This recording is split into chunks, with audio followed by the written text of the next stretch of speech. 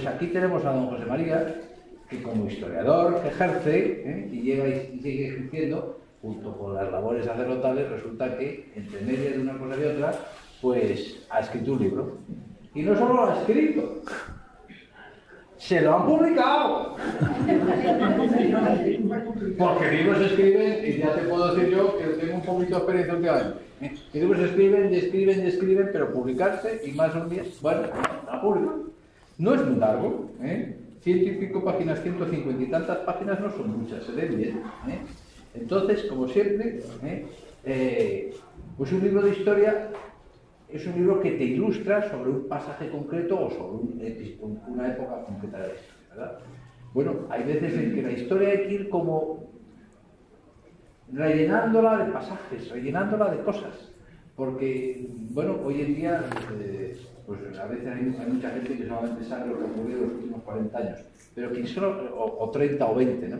Pero quien solo sabe lo que ha ocurrido en los últimos años, mal va. ¿Por qué? Porque no sabe por dónde le pueden venir los tiros. Es más, te queda un episodio muy corto de la historia. La historia enseña mucho, y la gran maestra enseña, ¿verdad? Por eso os animo a que, porque lo propio de la presentación del libro es animar a comprar el libro y a leerlo. Las cosas claras y sobrate peso. Bueno, pues entonces os animo a comprarlo y a leerlo. Y entonces venís un día con don José María, que hay un dato aquí que no estoy muy de acuerdo y tal. Claro, y comentamos. Y entonces os remontáis ahí en la historia y estáis ahí media hora discutiendo sobre el dato y el otro de la seda. Pues eso es lo bueno. Pero os ilustrará que, como siempre, lo que enriquece el alma, ahí queda en el alma y para siempre. Y eso es bueno. Bueno, yo no me quiero enrollar mucho más, porque aquí don José María se me está poniendo ya nervioso, me está diciendo, bueno, muy bien, dale. Pues, que estoy de presentador. Entonces, sí. Don José Carlos Martín de Araoz, que yo he anunciado ayer y he anunciado hoy en misa, resulta que no, que al final no ha podido ser. Y entonces, el propio don José María presenta su libro, que es el que más sabe, seguro, sobre su libro, más que yo desde luego. Pero os animo a comprarlo y a leerlo. Muchas gracias. Bueno, pues después de estas palabras tan alentadoras, vamos a hacer un poquito de historia del libro.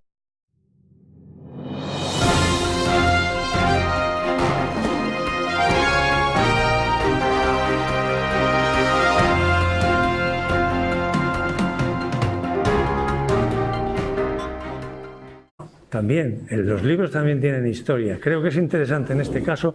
Bueno, primero, antes que eso, una precisión sobre el título, porque es un poco engañoso si esperáis encontrar aquí la historia medieval de la Iglesia en España. Eso sería una cosa muy larga, muchos volúmenes y tal. Es cosa de la editorial, para no hacerlo tan largo. Si diría, el título preciso de lo que contiene este libro sería Historia de las reformas que se hicieron en la Iglesia en España en la última parte de la Edad Media, es decir, en la segunda parte, desde la peste negra hasta la muerte de Cisneros, concretamente 1350 a 1517. En esa época se hicieron muchas reformas en la Iglesia en España, también fuera de España, pero ahí se hicieron pocas. Y como toda la Iglesia y lo que no era la Iglesia también, todo el mundo, toda Europa sufrió un cambio muy profundo con ese suceso de que duró 2 años, la peste negra, en la que se puede calcular, hay quien calcula que murió el 50% de los habitantes de Europa y por contagio.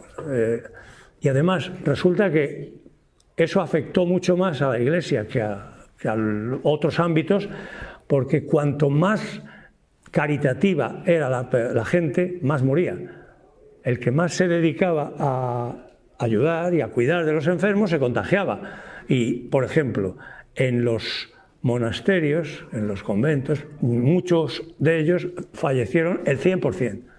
Y eso produjo muchas cosas, pero una muy concreta es que en pueblos o ciudades pequeñas donde estaban en general los grandes monasterios, a ellos les gustaba estar lejos de las grandes ciudades en aquellos momentos. Luego más tarde ya desde que se desarrollaron las órdenes mendicantes, pues se hacían los conventos en las ciudades, pero en los monasterios más antiguos les gustaba estar lejos de la gente del campo. Incluso algunos hacían voto de no tener trato con seglares.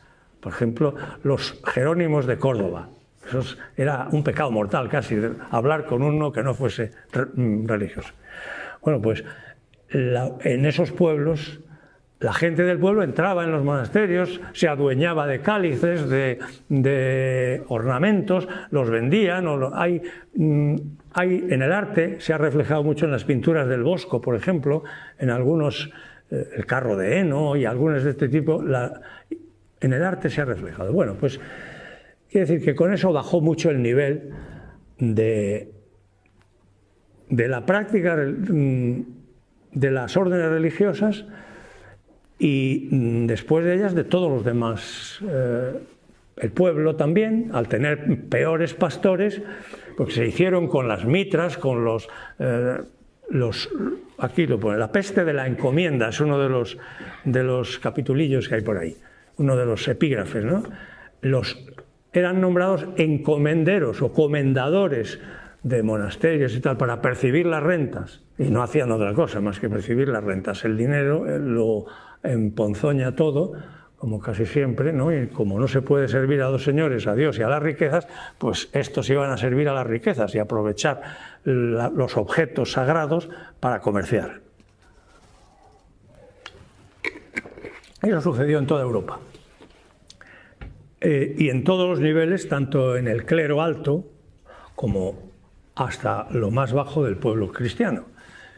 Entonces se acuñó, parece que fue en la Universidad de París, el canciller Gerson, uno es el que acuñó una frase que se extendió por toda Europa, que era que se hacía necesaria y cada vez más urgente una reformatio in capite et in membris, o sea que había que reformar en la Iglesia la cabeza y los miembros, todo se había degradado y todo necesitaba reforma.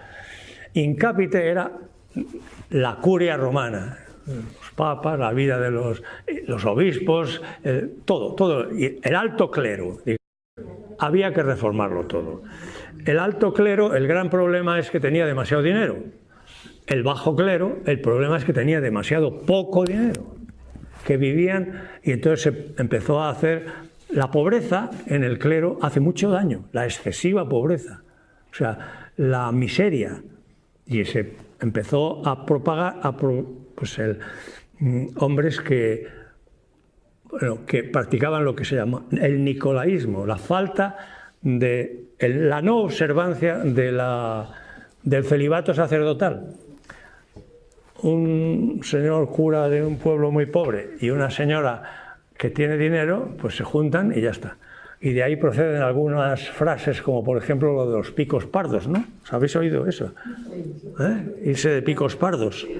¿Por qué? Porque las primeras reformas eran tan tímidas que para evitar el nicolaísmo algún obispo o algo así, pues llegaron los obispos españoles a castigar a las que se llamaban mancebas de sacerdote, a tener que llevar el pico. El pico es una prenda de vestir, que es una toquilla, pues de color pardo y no negro. No podían ir de negro, sino de pardo, bueno, eso era su castigo, pero podían seguir funcionando del mismo modo.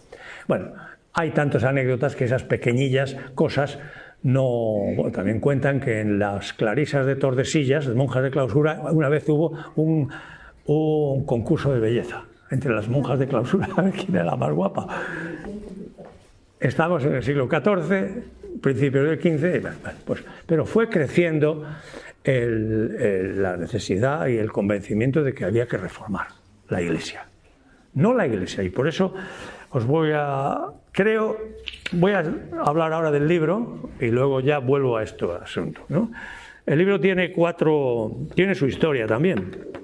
Tiene 4 apartados, una introducción y 3 capítulos. Aquí en el índice lo pondrá, pero se pone una introducción más breve, y 3 capítulos, que es las reformas anteriores a los Reyes Católicos, ya en España, porque había que hacer esto en todo el mundo y se fue haciendo. Hubo concilios, el concilio de Constanza, el cisma de Occidente, todas esas. Bueno, en España las primeras reformas, que es el capítulo, el que se llama con números romanos 2, pero es el primer capítulo. Aquí además me parece que se llama capítulo. En la editorial no está igual que en mi libro. Voy a ver exactamente cómo... Bueno, no pone ni capítulo ni nada, sino 1 en números romanos, introducción. Este es el más importante. Es más teología. Sobre todo el primer punto, reformas en la Iglesia, no reformas de la Iglesia, sino distinguir entre lo que es reformar en la Iglesia o reformas de la Iglesia. Hay cosas, y eso es teológico. Luego hay un punto segundo, que es cómo estaba la Iglesia en el mundo entero, esto que os he dicho, en el otoño de la Edad Media. Qué intentos importantes se hicieron, se desarrolla a continuación, y ya el cuarto apartado es España, en concreto, la situación en España en 3 asuntos, en 3 capas: en el episcopado, en el clero y en las órdenes religiosas monásticas. Bueno, esa es la introducción. Y luego ya hay 3 capítulos más largos, 3 capítulos de una extensión un poco mayor, que tratan de las primeras reformas, o sea, anteriores a los Reyes Católicos, son las primeras, y luego el otro segundo apartado, que es el 3 en números romanos, las reformas que hicieron patrocinadas por los Reyes Católicos. Las anteriores también eran por reyes, pero por los reyes Trastámara. En Castilla primero iniciaron y en Aragón, en la corona de Aragón después. Y el último capítulo es lo que hizo Cisneros. Al tiempo que los Reyes Católicos, y apoyado por ellos y por los papas españoles, el famoso Papa Borja, pues ayudó muchísimo a reformar y a mejorar la Iglesia en España. El famoso Alejandro VI, mucho. No tanto como su tío Calixto III, que se le podría canonizar, porque es un santo. El Papa Borja I no se le puede acusar más que de nepotismo, un poco, de haber favorecido a sus sobrinos. Pero eso lo hicieron todos los papas italianos, más que los españoles, que son los 2 únicos papas españoles. O sea que eso no es casi nada. Y por último, digo, Cisneros, pues que empezó apoyado por los Reyes Católicos, pero luego ya todas las reformas que hizo como arzobispo de Toledo, son las que he estudiado a fondo porque las tuve que investigar, pues llegan hasta que muere, hasta el año 17. Y coincide, y me animé a hacer esto, porque el año 17, 1517, que muere Cisneros, del que se ha escrito mucho este año, pues coincide con el año en que Lutero comienza su reforma. Y así comienza el asunto inicial del libro, antes que los capítulos y que la introducción y que todo, que es muy pequeñito, antes del índice, está antes del índice incluso, que explica la razón de por qué este libro aquí. Y es casi mejor leerlo. Hace ya más de 30 años, hace casi 40 años, tuve el honor de intervenir en la gestación y posterior nacimiento de una obra de 24 volúmenes muy grandes, que se llama Historia General de España y América, de Ediciones Rialp. Y entre todo eso, ¿no? Entre el año 81 y el 92. Esos 24 volúmenes se escribieron en esos años. Allí desempeñé la tarea de coordinar el trabajo de los más prestigiosos historiadores de las universidades españolas de aquel momento. Allí se incluyó un estudio en el tomo quinto, que es de doble tamaño que este libro, pero que trata de lo mismo que este libro, sobre la renovación de la vida espiritual que tuvo lugar en diferentes reinos peninsulares en esa época. Y actualizado ahora, tanto en la redacción como en la bibliografía, lo ofrezco de nuevo a los lectores con la esperanza de que ayude a comprender la profunda reforma bajomedieval de la Iglesia en España. Eso es. Aquí en la contraportada dice algo también que en la misma línea, ¿no? que Lutero, en 217, comenzó su reforma y que esa reforma enseguida, con rapidez inesperada, se extendió como una mancha de aceite. Pero en España su influjo fue notablemente menor. Y son muchos, entre otros mi maestro, el que me encargó que me ocupara de investigar esto, don Luis Suárez Fernández, que es muy conocido por todo el mundo, supongo, por todos los que conocen algo de la historia en España, pues es muy conocido. Y él, en España el influjo fue notablemente menor del protestantismo, y son muchos, él, entre otros, y ahora yo, pues como discípulo suyo, los que afirman que este hecho se debió en gran medida a que España se había adelantado, llevando a cabo su propia reforma desde fines del siglo XIV. Y ya estaba hecha, lo principal de la reforma, de lo que había que reformar, ya estaba hecho y por lo tanto pues no hacía falta la de Lutero.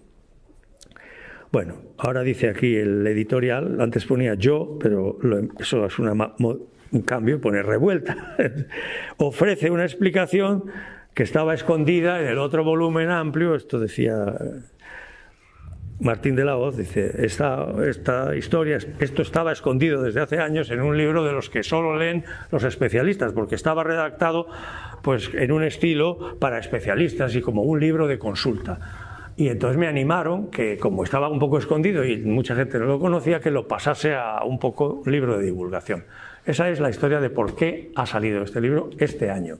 Querían sacarlo antes de abril, en marzo, que es cuando se cumplían la fecha de la muerte de Cisneros, pero ha salido unos días después, pocos, 15 días después.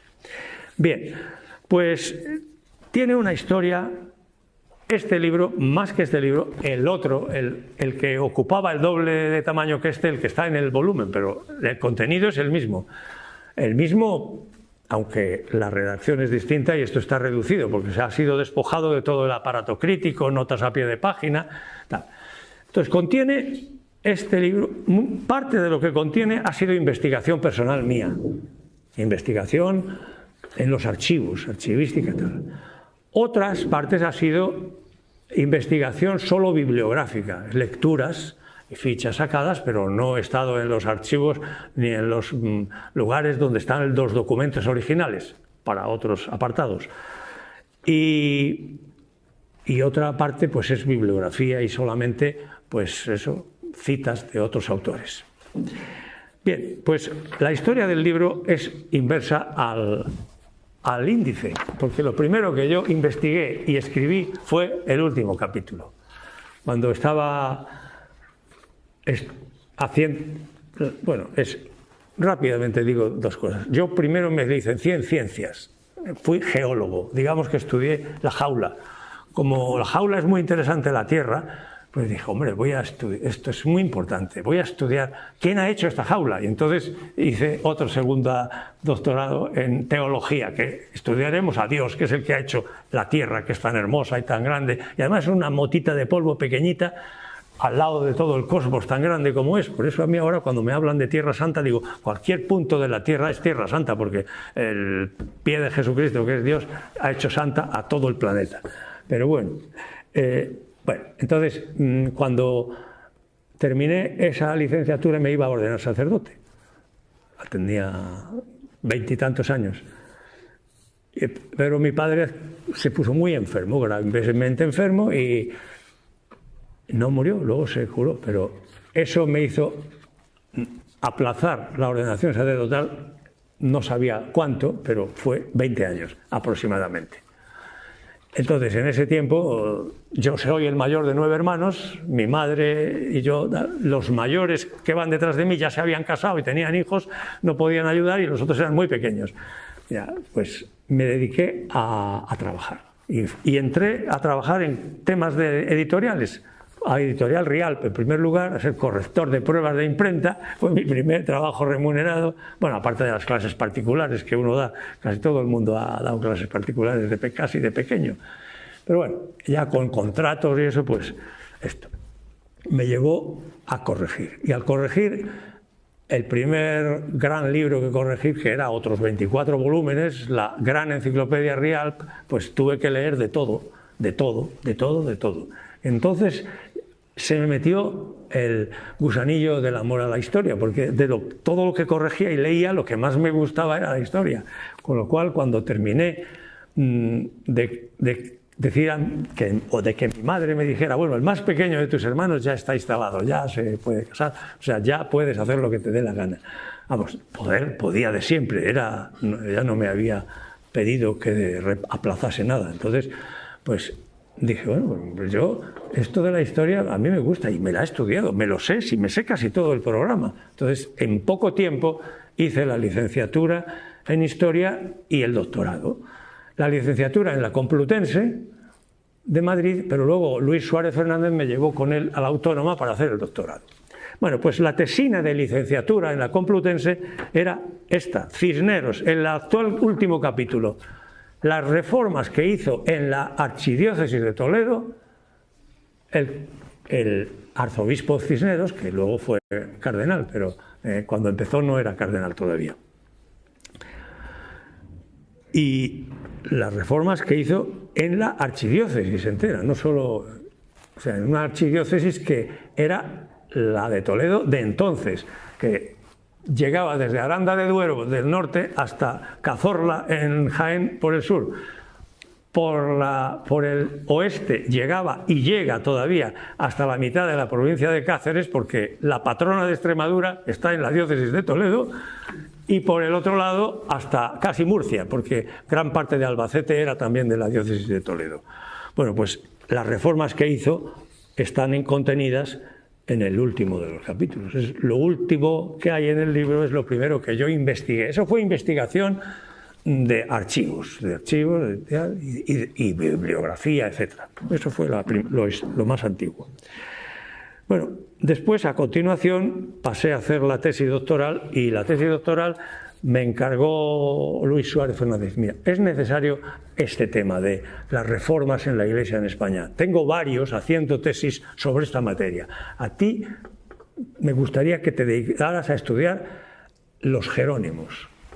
Cómo nacieron los primeros monasterios jerónimos en el mundo, porque San Jerónimo no fundó nada. Nada. Sí, escribió muchas cosas, libros de tal, y según el espíritu de San Jerónimo empezó a existir a finales de la Edad Media una gran devoción a San Jerónimo, en Italia sobre todo, pero también en España, en Europa y tal. Y en Italia, un grupo de italianos se trasladó, que eran españoles, pero que estaban allí en Italia, y a quien más admiraban, que era poeta, además de gran místico, Jacopone de Todi, el autor del Stabat Mater, por ejemplo, y de otros himnos a la Virgen y tal, pues un día Jacopone dijo: he tenido una visión, el Espíritu Santo se va a España y no se sabe hasta cuándo va a estar allí. Y entonces los que eran españoles dijeron: pues vámonos a España, y se vinieron a España, ¿no? Y entonces venían varios, pero eso coincide en el tiempo con que hay muchos eclesiásticos y civiles también que están medio escondidos por los montes, porque acababa de tener lugar, o estaba teniendo lugar, la guerra entre los dos hermanos, Pedro el Cruel, llamado así el Cruel, o el Justiciero, según otros, y su hermano Enrique, porque su hermano Fadrique, que era gemelo de Enrique, se lo había cargado. Al primero de sus hermanos que mató Pedro el Cruel fue a su hermano mayor Fadrique. Todos eran bastardos, porque él no tenía ningún hermano legítimo. Había tenido uno mayor que él, que hubiera sido rey de no morir, Fernando, pero murió a los pocos días de nacer.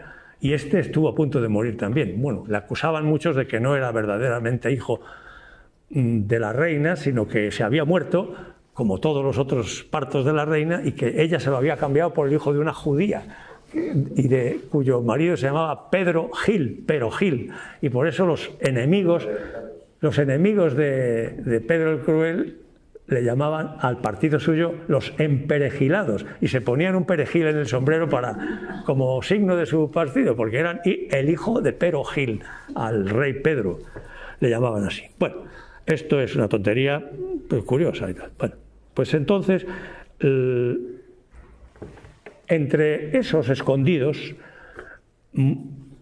tuvieron que huir porque Pedro, si los coge, los mata. Pedro no hacía prisioneros, no, por eso le abandonaron los ingleses. En la guerra de los 100 años, en realidad la lucha entre los dos hermanos, la lucha dinástica, es un capítulo de la guerra de los 100 años, porque aquí vinieron a ayudar a cada uno de los dos hermanos, Francia a Enrique, Inglaterra a Pedro.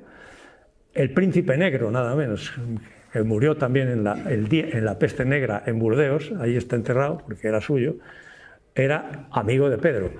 Y Bertrand du Guesclin, el condestable de Francia, pues era el que apoyaba y todas sus compañías blancas a Enrique. Murió en la batalla de Nájera, que venció Pedro con el príncipe negro, hizo muchos prisioneros. Los prisioneros, toda la nobleza de Castilla estaba en sus manos. Y llegó, ¡ah, qué bien! Cogió Pedro al llegar y ver a los prisioneros una lanza y los mató delante del príncipe negro y de los demás de la corte, con lo cual el príncipe negro dijo, adiós y que te vaya bien. En las guerras medievales, uno de los negocios más grandes que había era tener prisioneros de alcurnia y cobrar un rescate. Por eso estuvo Ricardo Corazón de León por un primo suyo prisionero en Alemania, hasta que pagaron el rescate. El hermano no quería pagarlo porque así era el rey, el Juan sin tierra, todo eso de Robin Hood y tal, en el cine lo hemos visto, ¿no? Pues entonces tuvieron que huir de las cercanías de aquí algunos clérigos importantes, en concreto el arzobispo de Toledo, que fue luego el cardenal Albornoz, que se fue a Aviñón a estar con el Papa de Aviñón y con él, era un militar, había estado con Alfonso XI en la guerra con los benimerines y era un cardenal, porque ya era cardenal, no, cuando se fue todavía era solo arzobispo, le hicieron cardenal ya cuando estaba en Italia, pero además de ser un gobernante eclesiástico muy bueno, pues también era un gran militar.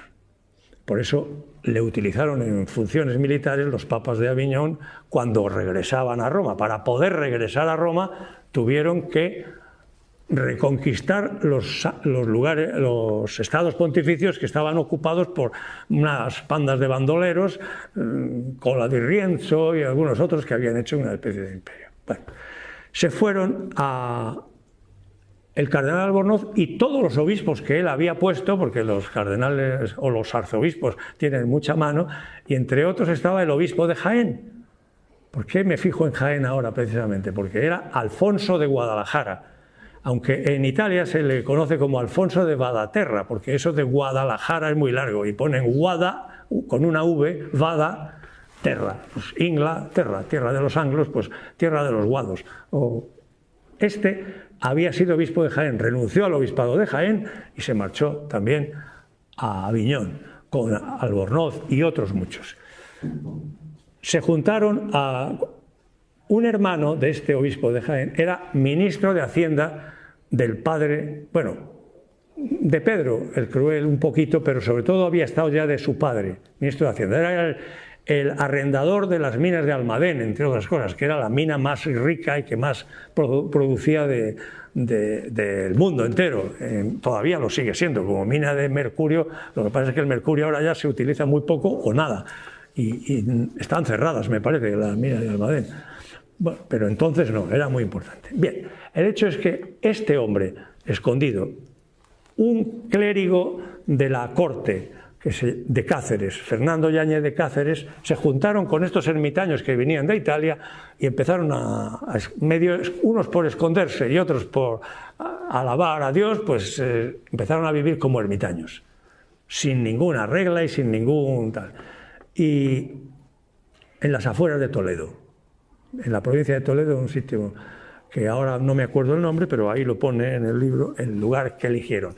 De ahí pasaron a la provincia de Madrid porque les echaban, porque siempre donde uno está, si hay frailes cerca, dicen, no, estos les dan limosnas, pues nos las quitan a nosotros. Y los frailes les echaron de allí. Y se vinieron a la provincia de Madrid, a un pueblo que se llama Orusco, cerca de Ambite, muy cerca de la provincia de Guadalajara. También de allí les echaron. Entonces, Pedro de Guadalajara, hermano del obispo, el que había sido ministro en lo económico, pues se acordó de que un tío suyo había fundado una ermita a San Bartolomé en Lupiana, en las afueras de Guadalajara. Se trasladaron allí y allí pues se fundó el primer monasterio jerónimo, sin muchas reglas y sin muchas cosas.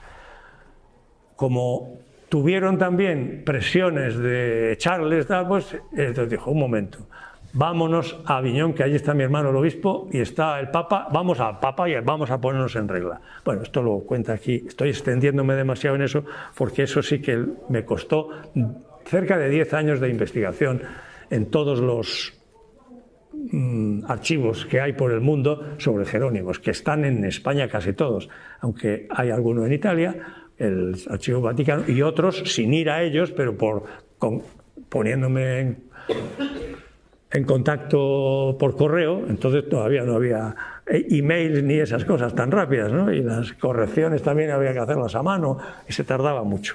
Y copiar documentos se hacía, pero uno se daba cuenta de que si tengo que copiarme este documento voy a estar 15 días y aquí eso es un hotel, hay que pagar 15 días de hotel. Es más barato decir, mire, hágame una fotocopia de todo el legajo, que ya tiraré yo el 90% luego, pero es más barato, y que me lo mande por correo, y lo que no me sirva, todo sirve, todo documento sirve, porque luego de ahí salieron otras publicaciones menores. Encontré, entre otras cosas, el inventario de las joyas de la reina Germana de Foix, la última viuda, la única viuda de Fernando el Católico, porque la otra, el viudo fue él, y eso se lo di a una archivera y lo publicó en el ¿cómo se llama? Blanco y Negro. Un domingo dijo, estaba yo un día y investigué, se lo comenté, dije, hombre, qué cosa más interesante está. Se cayó como un muerto, yo era un jovencillo inexperto todavía, lo comenté, no dijo nada ella, pero como sabía dónde, luego lo publicó 2 semanas después en el ABC como descubierto por ella. Bien, bueno, pues entonces la tesis doctoral mía es los jerónimos, eso está publicado ya, un volumen, pero me quedan otros 2 que los espero publicarlos este año. Eso está en la segunda parte del libro, en la parte 2, que tiene documentos programáticos que hicieron ya es la media, o sea que vamos a terminar para que me podáis hacer preguntas. Hay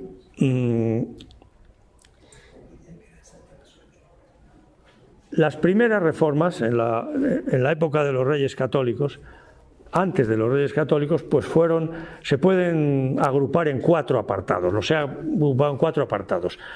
Documentos programáticos, documentos que se hacen, un programa de la reforma que queremos hacer, en concreto era Juan I y sus colaboradores eclesiásticos, y luego Enrique III, que son los 2 reyes Trastámara, el segundo y tercero, muy buenos, muy cristianos, y son los que introdujeron, por ejemplo, los cartujos en España. El Paular es el primer monasterio cartujo de la corona de Castilla, y lo pagó el rey Juan I, aunque murió antes de que se terminara de hacer, pero bueno, su hijo lo terminó. Y luego hicieron el de Sevilla, el de las cuevas en Sevilla, el polígono Cartuja, donde ha sido la famosa feria, ¿no? Pues ese es el segundo que hubo. Y luego el de Jerez, tal. Ya había antes cartujos en la Corona de Aragón. Primero los hubo en Valencia y luego en Barcelona. No en las ciudades, sino en los entornos, en el entorno de esas 2 ciudades. Bueno, y los documentos principales programáticos fueron unas constituciones que se hicieron en Palencia, luego un ordenamiento de prelados en Guadalajara, una especie de, no es un concilio, pero no tenía, pero, o sea, todos los obispos de la corona de Castilla se reunieron en Guadalajara, hicieron unos documentos de reforma. Hay que hacer esto, lista, luego hay que hacerlo, pero por lo menos saben qué es lo que hay que hacer. Luego lo hacen o no lo hacen. Y el tercero fue ya hecho, se hizo fuera de España, en Constanza. En el concilio de Constanza se reunieron todos los obispos españoles que estaban en ese concilio y lo que se había decidido en el Concilio de Constanza lo tradujeron cómo aplicar eso a España. Y ya esos son los documentos que luego los obispos sucesivos intentaron y en mucho grado consiguieron aplicar a España. Bueno, pues eso viene, el primer punto fue luchar por un nuevo episcopado, sanear el episcopado. Los obispos hasta ese momento pues estaban en, no se exigía mucho para ser obispo, bueno, pues hacia uno, y cómo se consigue, y están resumidas las vidas de unos de los más famosos obispos: don Pedro Tenorio de Toledo, don Gutiérrez de Toledo, que era obispo de Oviedo, don Diego de Anaya Maldonado, obispo de Salamanca, don Pablo de Santa María, que era judío converso, y sus hijos, él y sus hijos se convirtieron y fueron obispos, 3 de sus hijos y él. Él fue obispo de Burgos y su hijo obispo de Cartagena, y luego le sucedió a su padre en Burgos, y otro hermano se quedó en Cartagena y otro obispo de Plasencia.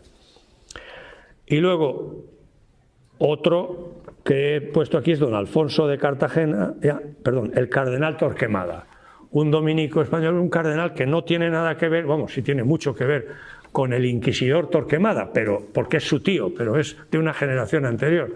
El cardenal Torquemada vivía en Roma y fue colaborador de papas, y de varios papas, de muchos papas, y es, digamos, el primero que hizo una eclesiología de altura, teología sobre la Iglesia, que luego mucho de lo que él hizo se ha reflejado en la Constitución de Lumen Gentium del Concilio Vaticano II. El cardenal Torquemada, y no he puesto aquí otra vida, pero también se llevaba muy mal con otro clérigo español, obispo de Ávila, que no estaba en Ávila, estaba en Roma también, que se llamaba el Tostado. Era Jerónimo de Madrigal, de Madrigal de las Altas Torres, don Jerónimo de Madrigal, el Tostado, porque no sé por qué sería moreno de color y escribía mucho, por eso dice, escribe más que el Tostado, se ha dicho, ¿no? Una frase. Bueno, pues eso es el episcopado. El siguiente apartado trata de las reformas de los monasterios y de las órdenes religiosas mendicantes. Monásticas, porque son los que existían antes del siglo XIII, antes de San Francisco de Asís, y órdenes mendicantes son las que se fundaron a partir de San Francisco de Asís, los frailes. Antes eran los monjes, estos son los frailes. Luego, más tarde, pero ya eso se sale de mi libro, en el siglo XVI, vinieron las congregaciones religiosas, de los jesuitas, los barnabitas, los teatinos, todo eso ya es otra cosa más moderna, y luego ya más modernas cosas ha habido, pero estas son las que trato aquí en este libro. ¿Cómo se reformaron? Pues primero los cartujos, los jerónimos, los benedictinos, es muy importante la congregación de San Benito de Valladolid. Todo esto tiene algo en común, y es que no estén por su cuenta cada monasterio haciendo lo que quiere ni dándose sus propias constituciones, sino que haya unidad por órdenes, que se unan y que haya un general de toda la orden. Luego habrá costumbres propias de cada monasterio, sí, pero por encima de ellas están las constituciones o la regla. En los casos de los monasterios está la regla, pero la regla había muy pocas reglas. La regla más antigua de todas probablemente es la de San Basilio. La regla de San Antonio Abad no llegó a hacer reglas. San Pacomio, la más antigua era de San Pacomio en Egipto, pero esa está en copto, no influyó aquí en España nada. Y luego ya la regla en latín, porque aquí lo de griego influyó poco. En latín la regla principal es la de San Benito. La regla de San Benito, que se había ido relajando en muchos lugares. Y aquí se puso en serio. En Valladolid, el rey Juan I, este que os he dicho, regaló sus palacios a los benedictinos y pidió que se haga una orden con un jefe, y explico aquí quiénes fueron los sucesivos priores vitalicios primero, y a partir de una fecha decidieron que no era lo mejor que fuesen vitalicios, sino que cada 6 años cambiase el prior, o por lo menos que hubiese elecciones, y si elegían al mismo, bien, pero si no, a otro. Así funcionan ahora los monasterios, aquí mismo las descalzas reales, las de la Encarnación, pues tienen elecciones de priora y abadesa, si son abadías, porque hay quien, la jefa se llama abadesa, en otros sitios se llama priora. Los abades de Montserrat o el Valle de los Caídos, en otros lugares no es abad el jefe, sino es prior, nada más. Bueno, pues eso. Y como también los cistercienses, estudio cómo se mejoraron y se reformaron lo que os he dicho, cartujos, luego jerónimos, benedictinos, Valladolid, la observancia de los cistercienses, que la llevó a cabo un hombre, Martín de Vargas, los franciscanos, que se iniciaron ya en el siglo XIV, pero eso no se llegó a reformar a fondo hasta Cisneros, que lo llevó hasta el final, cuando era, antes de ser arzobispo de Toledo, ya había llegado, le habían hecho jefe, bueno, tienes otro nombre por aquí, pero es el que más manda, digo yo, por hablar de una forma más sencilla, con los franciscanos de España. Bueno, y luego en las órdenes femeninas, pues también dos epígrafes, no capítulos, del capítulo 2, las clarisas y en torno a la congregación de Tordesillas, que fue cabeza, y otras iniciativas de esa época con respecto a los frailes, otras órdenes. Y luego, en cuarto lugar, otros aspectos muy importantes, que es las universidades. ¿Cómo fue la teología en las universidades? ¿Cómo se hizo subir la teología en las universidades antes de los Reyes Católicos? Porque luego la gran subida la dio Cisneros con la Universidad de Alcalá. Esa parte final es la más importante, el cuarto capítulo, pero es lo primero que yo había escrito, pero lo último que está en el libro, porque cronológicamente es lo último. Un invento que se hizo en España, que es el de los colegios universitarios. Bueno, no se hizo el primero en España, se hizo fuera de España, pero por un español. Es el Colegio de San Clemente de los Españoles en Bolonia. Que ahí estudian los bolonios, como habéis oído hablar, los que han sido abogados y han estudiado en Bolonia son los bolonios, todavía tiene mucho prestigio. Pues lo hizo el cardenal Albornoz, con todo su dinero. Y luego, claro, tan importante era el cardenal Albornoz que cuando murió en Bolonia, pues se organizó el más famoso entierro de la Edad Media, a hombros desde Bolonia a Toledo, que es donde está enterrado, ¿no? En cambio, cuando eran pobres, como San Vicente Ferrer, que murió en las costas de Francia, en Bretaña, pues allí está enterrado, porque los dominicos no van a pagar dinero para hacer un entierro, para traerlo hasta Valencia. Allí está, allí se quedó. Ni falta que hace, porque los cuerpos no estarán en ningún sitio, a no ser que esté incorrupto, como el Caballero de Gracia, que, por cierto, en Madrid es una de las ciudades que tiene más santos incorruptos, tiene media docena, por lo menos. Santos, o no, todavía sin santificar, digo ahí porque está detrás de esa pared, está enterrado ahí. Si perforamos esa pared nos metemos en su tumba. Bien, y bueno, los colegios universitarios. El Colegio del Pan y del Carbón fue el primero en Oviedo, fundado por este obispo toledano, pero que estaba de obispo de Oviedo. Y luego los grandes colegios universitarios de Salamanca. Porque la única, había las universidades también, los reyes, había muchas y malillas. No voy a ir todo cronológico porque se pasa el tiempo. Los reyes católicos dijeron, bueno, se acabó. Las universidades de época aquí se quedan suprimidas todas las universidades. Solamente admitiremos como títulos válidos los que hayan sido dados en Castilla por las universidades de Salamanca o Valladolid, y en la Corona de Aragón por la Universidad de Lérida. Los demás no valen. Que se funden nuevas universidades y cuando sean de categoría, pues ya se aprobarán. La primera que fue admitida como rango de primer orden fue la de Alcalá de Henares, ya en el siglo XVI, a principios del siglo XVI, porque Cisneros, la Universidad de Alcalá, la fundó ya muerta Isabel la Católica, pero vivo todavía Fernando. Pero así fue. Y después de las universidades, pues las costumbres. Los predicadores reformaron el pueblo y otras cosas muy interesantes que son... Fue España adelantada en esto, es por ejemplo, la fundación, la previsión social. Las más antiguas cosas parecidas a lo que ahora hemos llamado hasta hace poco cajas de ahorros, pues son las arcas de limosnas que fundó en Haro el conde de Haro, con su dinero, claro, y lo fundó encargándoselo a un pariente suyo franciscano en varios pueblos que está Haro, Belorado, Castrojeriz, 5 o 6, aquí están todos cuáles son y cuánto dinero depositaba en cada uno. Luego Cisneros hizo algo parecido con los pósitos de trigo, que eran almacenes de trigo. Hizo lo de José en la Biblia, cuando había buenas cosechas, guardar en los ayuntamientos trigo para dárselo sin interés a los agricultores, trigo, pero no dinero, sino trigo para que siembren, y luego que lo devuelven en la cosecha, cuando hayan recogido, lo devuelven. Y tenían unos estatutos, esos que se conservaban hasta la guerra.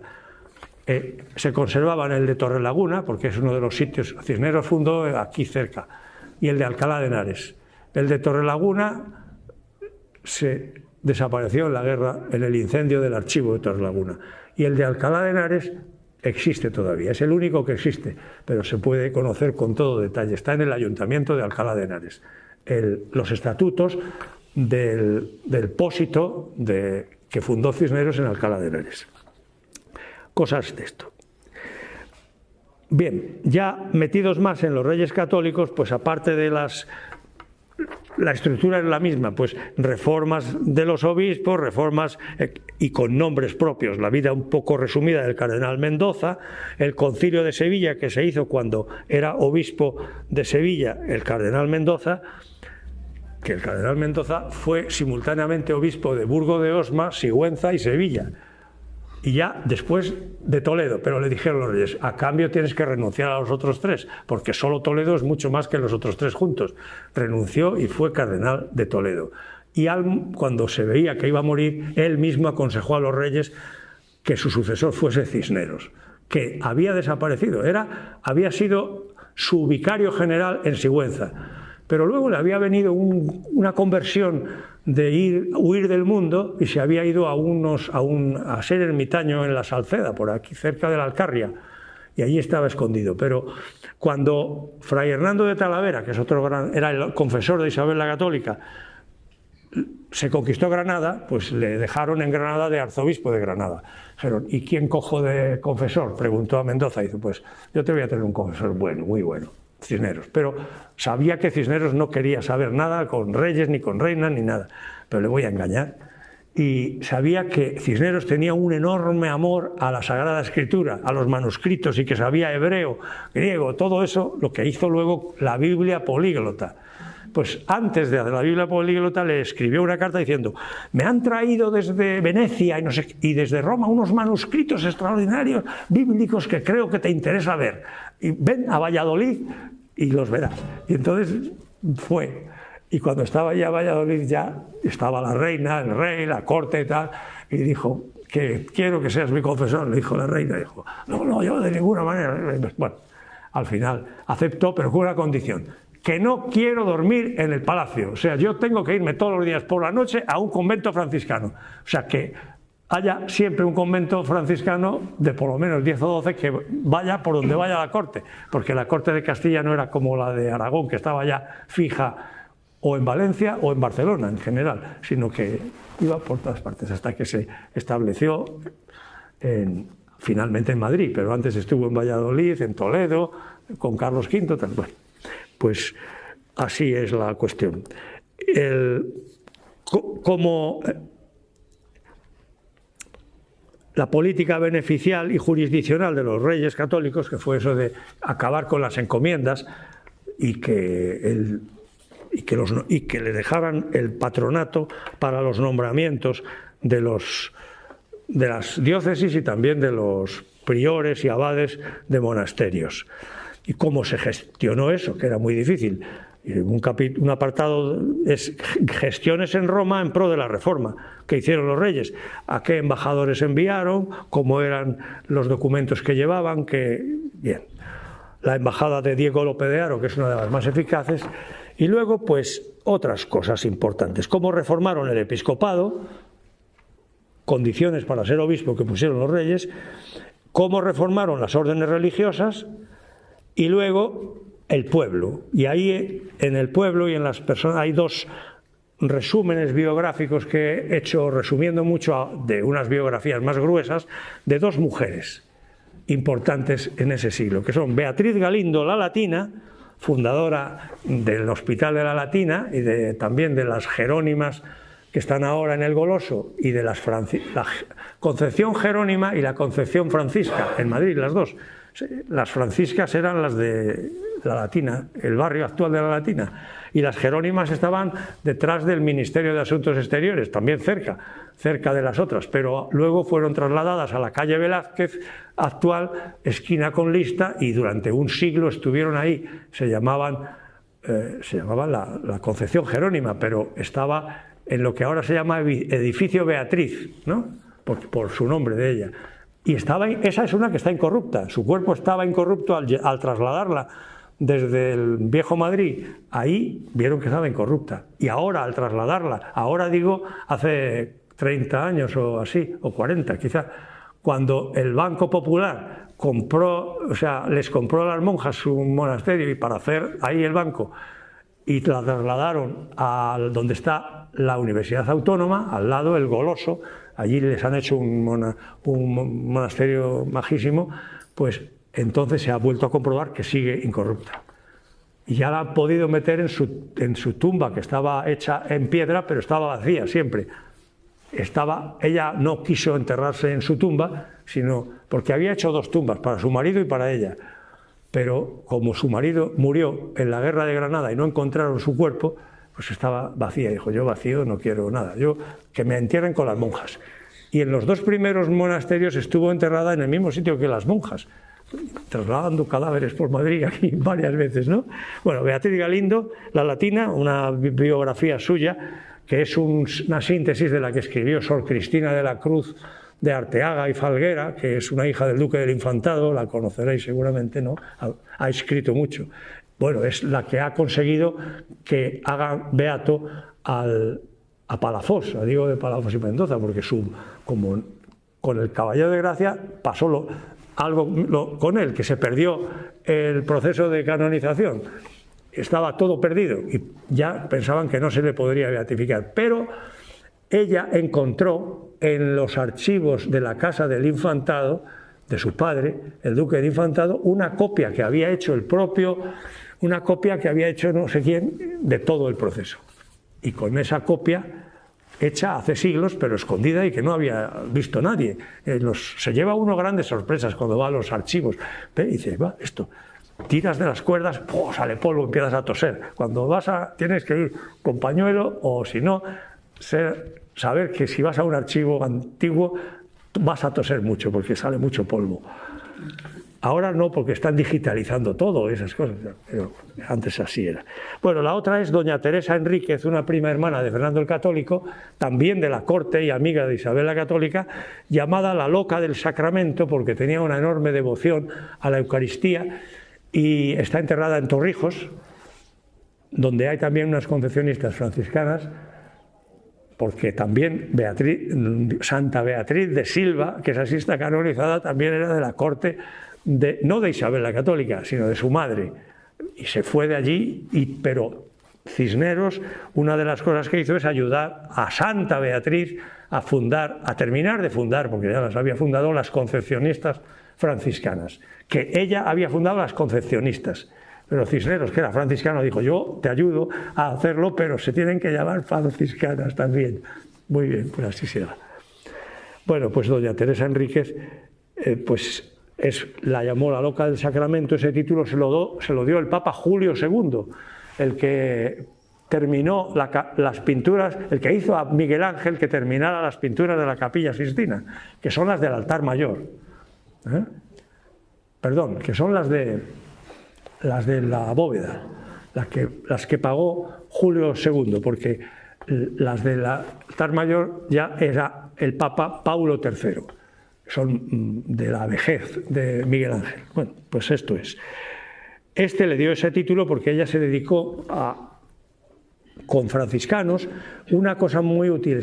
Nombró un grupo como inspectores de iglesias para ver los sagrarios y los altares, cómo estaban, y pagar dinero para que todos estuvieran limpios, bien planchados, que los cálices fueran bien de oro, que si había ornamentos de mala los tirasen, porque se habían, desde aquella peste negra que os dije que se los robó el pueblo, pues, y esto lo hizo mucho, invirtió mucho dinero, vivió en la pobreza. Ella era una santa y era la prima hermana de un rey, y la nieta, los dos eran nietos de la del emperador, una alcurnia muy grande. Ahora no lo recuerdo todo porque los árboles genealógicos, ya no tengo los años que tenía cuando escribí esto al principio.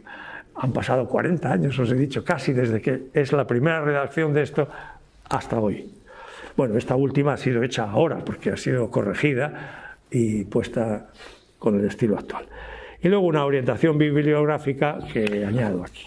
Pues yo creo que para terminar, a lo mejor, si encuentro aquí alguna cosa muy, muy divertida, pues lo digo, y si no, no. Bueno, sí que hay que ver, esto es demasiado teológico. La distinción entre reformar en la Iglesia y reformar la Iglesia. La Iglesia es de Jesucristo, un misterio, y no hay que reformarla, porque la ha hecho Dios. Pero hay que hacer reformas en la Iglesia, de las personas, del aspecto visible de la Iglesia. La Iglesia es un misterio y hay cosas de la Iglesia que no se pueden reformar. La Iglesia es la esposa de Cristo, pues no hay nada que reformar ahí. La Iglesia es el pueblo de Dios, nada que reformar ahí. Con relación a las tres divinas personas, puedo decir, el pueblo de Dios Padre, la esposa o el cuerpo de Dios Hijo, y también es luego la esposa del Espíritu Santo. La Iglesia, bueno, no, es el alma, el Espíritu Santo es el alma de la Iglesia. Bueno, pues eso no hay nada que reformar, pero sí tiene una parte visible, como en un iceberg de estos, que se ve un poquito y la mayoría está debajo del mar y no se ve, el 90% no se ve. Pues lo que no es misterioso en la Iglesia, es decir, los hombres, los que estamos aquí, pues en estos, como somos hombres, tenemos necesidad de reforma constante, en capite et in membris, en la cabeza y en los miembros. Se necesitaba, y por eso, pues hay también... Bueno, distingo aquí en el primer apartado, en la teología, lo que son reformas centrífugas y centrípetas. Centrífugas se inicia la reforma en la Santa Sede, y desde ahí, con los concilios ecuménicos, por ejemplo, se dan unas leyes y luego hay que aplicarlas. Todavía estamos terminando de aplicar el Vaticano II, no se ha terminado, ¿no? Pero hay otras veces en que no se hace nada en el centro durante siglos, como era esta época, y entonces se empiezan a reformar y luego se unen esas reformas y acaban por reformar y convencer al centro de que hay que hacerlo, y lo hace y ya es eficaz. Si no lo acepta el centro y se hacen las reformas y no dan marcha atrás, cuando el centro dice no, esa reforma no va bien, se produce la herejía. Es lo que se produjo en el caso de Lutero. Unas reformas centrípetas, pero que no fueron aprobadas por la cabeza de la Iglesia, sino más bien reprobadas. Y la soberbia de los que la llevaban adelante no les hizo aceptarlo y produjeron la herejía y el cisma, ¿no? Bueno, ese es el primer apartado de todos, que es el más teológico, es un poquito más... a mí es el que más me gusta, es el que, porque eso no es historia, eso es teología, pero eso ocupa muy poquito, unas 10 páginas nada más, o menos, 5 páginas o así. Y nada más. Y ahora, si queréis, me hacéis preguntas, aunque ya me parece que me he extendido más de lo que yo quería. Pensaba estar hablando media hora, pero casi he hablado 1 hora.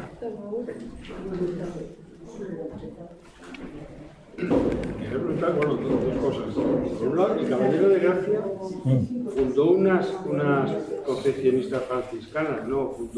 Sí, bueno, no fundó la orden.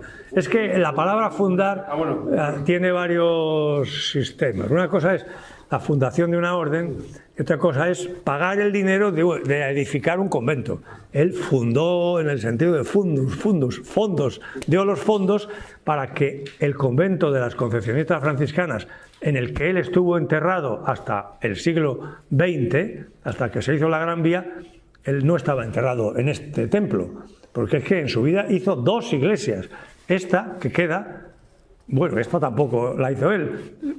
Otra que estaba en este solar, pero que luego en la época de Goya se hizo esta. Y la otra estaba donde está el Hotel de las Letras, que era mucho más grande. Ahí en el atrio está dibujado, la maqueta se ve dónde estaba. O sea, pasada la calle del Clavel. La calle del Clavel existía. Después de Peligro venía Clavel, cruzas la Gran Vía y sigue siendo Clavel. No tenías que cruzar nada porque no había... Bueno, sí, tenías que cruzar una calle muy estrechita que se llamaba calle San Miguel, que tenía el mismo trazado que tiene ahora la Gran Vía desde Montera hasta la calle Alcalá. Bueno, hasta la calle Alcalá no llegaba, llegaba hasta la casa del cura de San José, no, de San Hermenegildo, que es como se llamaba la actual parroquia de San José. Era un convento de carmelitas descalzos que tenía en propiedad toda la manzana, hasta la calle Barquillo, y todo eso eran los carmelitas fundados por la propia, en vida de Santa Teresa, carmelitas. La parroquia de San José estaba en el cruce de las calles Gravina y Góngora. Ahora lo pone allí en la pared, y allí se casó Simón Bolívar y así estuvo hasta el siglo XX. No, hasta el siglo XIX, hasta la desamortización. Cuando echaron a los carmelitas, los párrocos de allí dijeron: nos dais la iglesia. Todo lo demás se lo quedó el Estado, pero las iglesias no podían quedárselas el Estado en la desamortización. Pues todos los párrocos que pudieron coger un convento se fueron a la iglesia del convento, que eran mejores que las parroquias, tenían más dinero. Entonces se fueron allí. Dejaron libre eso y unas viviendas. Y ahí, bueno, pues la calle San Miguel, pues nada, se tiró todo lo que había aquí y todas las casas que había a este lado, menos esta, porque estaba el caballero aquí ya trasladado, y la cofradía de la Asociación Eucarística, concretamente era presidente en aquellos momentos el padre del beato Álvaro del Portillo, que son los que dialogaron con el Ayuntamiento de Madrid para que no tirasen esta iglesia. Y es el único edificio de este lado que no se derribó desde Alcalá hasta aquí, porque por este lado sí llegaba, a la calle Caballero de Gracia sí llegaba hasta Alcalá. Hay una fotografía ahí que se ve, llegaba hasta Alcalá. Pero la fachada de San José, si un día miráis, veis que se mete, estaba la casa del cura y entrabas en la calle Caballero de Gracia. Pues tirando esa calle se comunicaba con San Miguel y ahí hicieron la Gran Vía. Con lo cual la condesa de la Vega del Pozo, que vivía en esa casa, dijo: me han tirado mi palacio, me voy a París y no quiero saber nada con España. Se fue. Es que ahí también está la calle Víctor Hugo, ¿no? Pues la calle Víctor Hugo no se llamaba así, se llamaba otro nombre, pero atravesaba, supongo que sigue por el medio de la Gran Vía y llegaba hasta Caballero de Gracia. Hasta ahí era lo que era propiedad del Caballero de Gracia, hasta esa calle que está como a mitad de camino entre calle Clavel y Alcalá. Hasta ahí todo eso era donde estaba el convento de las monjas, su casa de él, del Caballero de Gracia, donde vivió y murió, y luego un jardín grande, una huerta que tenían las monjas, donde pues regaban, tenían lechugas y cosas de estas también. Ahí es donde iba Sor Patrocinio, la monja de las Llagas, ahí es donde vivió. Luego la echaron a Guadalajara. ¿De cuándo empiezan los monasterios femeninos? ¿En el mundo entero o en España? En España. En los visigodos ya. En Roma, monasterios, no recuerdo, pero desde el principio de los visigodos ya hay por Córdoba monasterios femeninos. Y en Toledo, Santa Leocadia era un monasterio femenino también. Debajo de la... había otro monasterio, pero no sé si era de mujeres o de hombres, ahora no recuerdo bien, de lo que ahora llaman Mezquita de Córdoba, que era un templo cristiano, encima del cual hicieron una mezquita y dentro de la cual ahora han vuelto a hacer la catedral. Pero es muy antiguo, los monasterios de mujeres menos antiguos que los de hombres, ¿eh? Me parece que es en San Andrés de Arroyo, que es de mujeres, en Valencia. Sí. De los Jerónimos, el primero es el de Toledo, de mujeres, San Pablo de Toledo. Es que creo que allí en el que yo digo tuvo muchísima importancia, Sí. por la abadesa. Sí, bueno, en las huelgas de Burgos en el siglo XIII, las huelgas en general se llaman así porque las huelgas se llamaba ya el Palacio de los Reyes. Huelgas, holgar, el verbo holgar es divertirse, es pasarlo muy bien. Era una casa, un palacio donde se pasaba muy bien. Las reinas, entonces una reina se lo dio a las monjas para que hicieran allí su monasterio. Hay las huelgas de Valladolid y las huelgas de Burgos, por lo menos, conozco esos dos, pero puede que haya más. Igual que los pueblos que se llaman Villaviciosa, ¿no? Parece que suena feo. Villaviciosa es una villa con mucho vicio. Pues no, vicio en latín es delicia. Cuando se pone Villaviciosa en latín se dice villa delitiose, villa deliciosa, porque todas las ciudades que se llaman Villaviciosa, si vais allí se ve que es un sitio estupendo para vivir. Son villas de recreo. Villaviciosa en Asturias hay una, Villaviciosa de Brihuega otra, hay de la batalla que hubo cuando la guerra de sucesión entre el archiduque Carlos y Felipe V, la batalla de Villaviciosa y Brihuega son las que ya le dieron la corona a Felipe V y se tuvo que ir el archiduque Carlos de ser rey de España, pero no le salió mal la cosa porque fue emperador de Alemania, porque se murió sin hijos su hermano, que era el anterior emperador. Luego él tuvo una hija, la famosa emperatriz María Teresa de Austria, la única emperatriz de Austria que ha habido mujer. ¿Qué más? Jerónimos hay unos muy importantes aquí, no en España, en la península, lo que hay al lado de Lisboa, frente a Belén, ¿no? Eso sí, pero es un edificio. Ya quedan los edificios, pero Jerónimos han desaparecido. Quedan solo en Segovia, en el Parral, y quedan unos 2 o 3 sacerdotes y unos media docena de legos, nada más. Y aquí tampoco. No, aquí nada. Aquí ya hace mucho tiempo que es una parroquia. Y hasta hace pocos años relativamente estaba el de Yuste, que es donde vivía el general, pero hace ya unos 5 años que se lo han quitado también a los Jerónimos, el de Yuste. O sea, que no hay Jerónimos ahora mismo. No, hay 2 o 3 Jerónimos. Yo tengo aquí, me lo he dejado, no lo he traído, una firma del último general de los Jerónimos, que está muy viejecito ya, Fray Ignacio de Madrid, madrileño, porque los Jerónimos tenían entre sus reglas o sus constituciones que tenían que renunciar a los apellidos para que no hubiera diferencia entre los que eran de familias nobles y los que eran de campesinos, tal, y conservaban su nombre o lo cambiaban si querían, pero el apellido era la ciudad en donde habían nacido. Ignacio, ¿dónde has nacido? En Madrid. Pues Ignacio de Madrid te llamarás. ¿Qué nombre quieres tú? Yo, Juan. ¿De dónde eres? De Villalpando. Juan de Villalpando. Y así. De Ocaña, pues de Ocaña. Fue un obispo de Córdoba. Luego. Los que hay en Illescas, en Toledo, pintados en una de las iglesias de Illescas por el Greco, pues y todos los del Greco también en la sacristía de Guadalupe, pues está el obispo ese de Córdoba también pintado. ¿Algo más?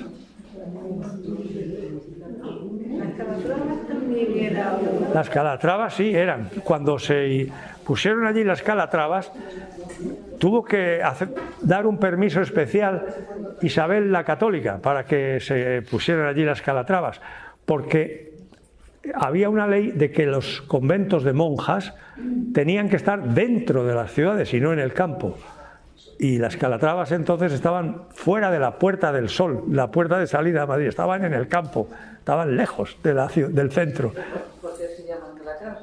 Porque eran de la Orden de Calatrava. Calatrava es una orden militar que tenía hombres, pero también tuvo mujeres. Como las de Santiago, las comendadoras de Santiago están por San Bernardo, detrás de la iglesia de los benedictinos de Montserrat. En la plaza de las comendadoras de Santiago están las monjas de esa orden militar. Su huerto y todo. Sí, sí, todo enorme. Es que esas tenían mucho dinero. Las comendadoras de Calatrava o las de Santiago. Es que Madrid era muy pequeño, o sea, la calle mayor de Madrid, bueno, Madrid no se ha extendido hacia allí porque está el río era el límite. La calle mayor comenzaba donde ahora, subes del río y te metes en la calle mayor. Llegas a donde está una farmacia por el ayuntamiento antiguo, y ahí se acababa Madrid. Ahí estaba la puerta de salida hacia el este, se llamaba la Puerta de Guadalajara. Pero eso hasta el siglo XVII, cuando Lope de Vega, ahí se acababa Madrid. Luego lo prolongaron hasta la Puerta del Sol. Bueno, lo habían prolongado ya antes de Lope de Vega, pero él nació en la Puerta de Guadalajara.